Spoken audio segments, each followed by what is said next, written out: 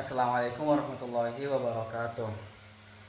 Okay, first I would like to introduce myself. My name is Agung Mursaling and I'm from PBIC class, and in this time I will explain about my answer from psycholinguistic assignment that was given last week.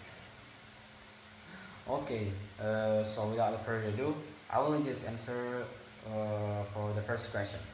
So the first question is there any relationship between language and human mind? If there is, I may explain it. Okay, so the answer is yes. There is a very close relationship between language and human mind, especially when we talk about language production in psycholinguistics. So according to level 1989, language production involves three stages. The first is conceptualization, and then is formulation, and last is articulations. So these stages shows that minds, how our minds works before language comes out as a speech. So how language comes out as a speech or before we speak it. So let me explain you guys about these three stages. So the first is conceptualization. So in this stage, our minds will generate an intention or an idea before we speak. For example, when we feel hungry and we want to tell our friends, basically we will just gonna say I'm hungry. In the next stages, which is formulation stages, our mind will selecting the right words, vocabulary, or grammars before we speak, before we express our idea.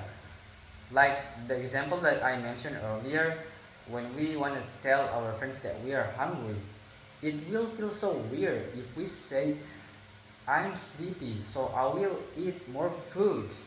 It feels weird. So that's why formulation stage plays an important role for selecting it, play an important role in our mind for selecting a right words, right vocabularies, or right grammars before we express our idea. And the last is articulation stage.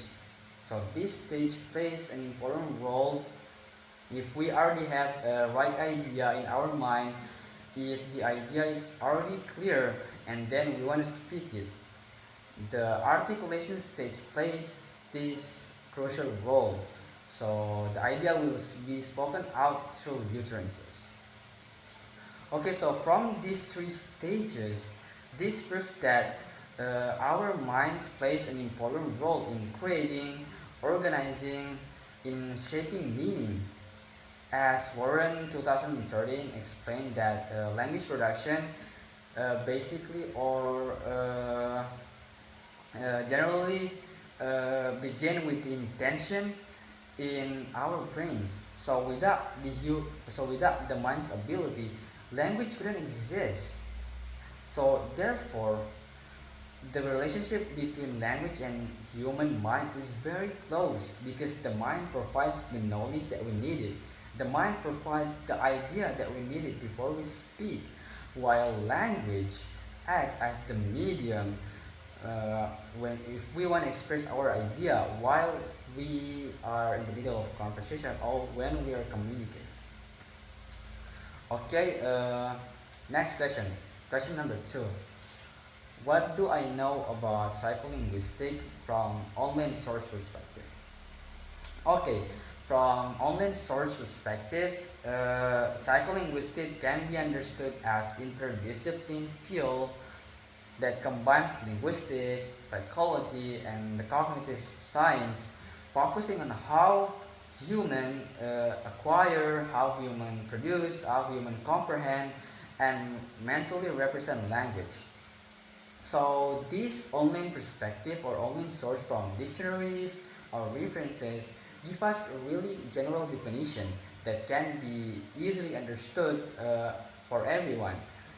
Even though this definition is simple, but we still can understand that psycholinguistics is the study between is the study between the relationship is the study of the relationship between language and human mind. Okay, next question. Question number 3. what do I know about psycholinguistics from experts' perspective? Okay, this is really interesting because from experts' perspective or experts' view, psycholinguistics can be understood in a specific or a more detailed ways compared to the general definition from online source. Why? Because ex- because expert explanation base their explanation from research, observation, and theory, and this makes their definition highlight both the cognitive and the psychological process behind language use.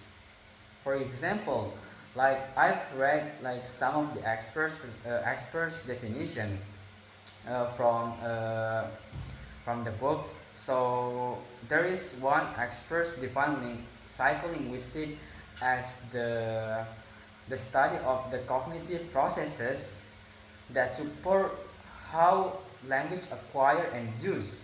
And there is also similarity from another expert's view from Fernandez and Cherns that define psycholinguistics as the interdisciplinary field that aims to understand how how human acquire, comprehend, produce language in the brain.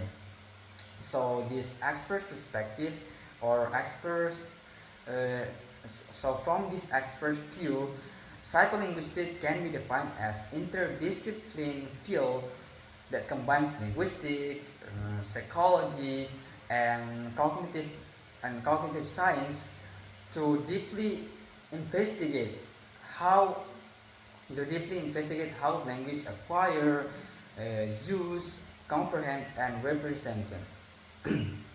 Okay, uh, move to the fourth question.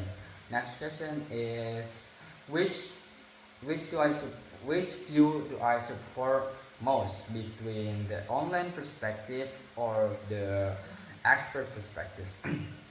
Okay, um, I personally support expert perspective or expert view. The reason is simple because from online perspective, it give us like general definition that are meant to be easy, simple to understand for everyone. So this online perspective or online definition didn't explore psycholinguistics in more depth or more deeper. Meanwhile, expert perspective that just like what I explained earlier, give us specific and more detail about psycholinguistics. Because why? Because experts base their definition from research, uh, observation, and also theory. So this makes their definition highlight not only about the relationship between language and human mind, but also it includes the cognitive process and also mental mechanism, brain function involves in a language acquire, production, and comprehend. So this makes experts' perspective or experts' view more reliable and also more comprehensive in academic purposes.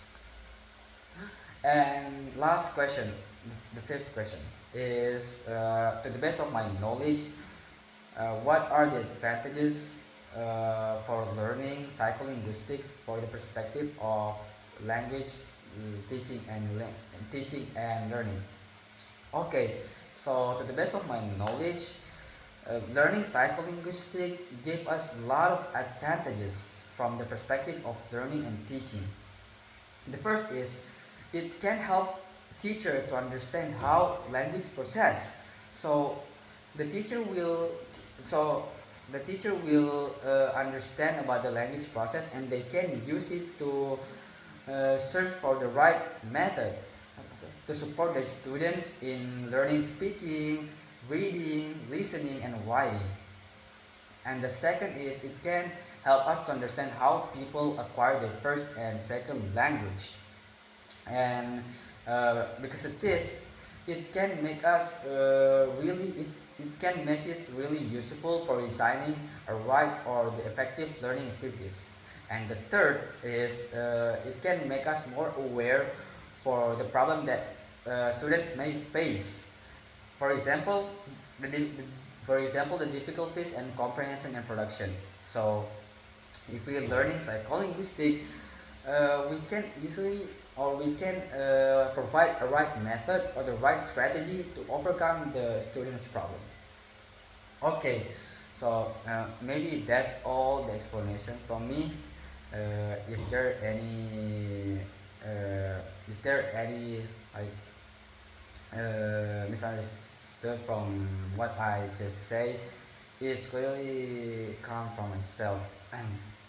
So that's it from me. That's just an explanation from me. Thank you very much for your attention. Assalamualaikum warahmatullahi wabarakatuh.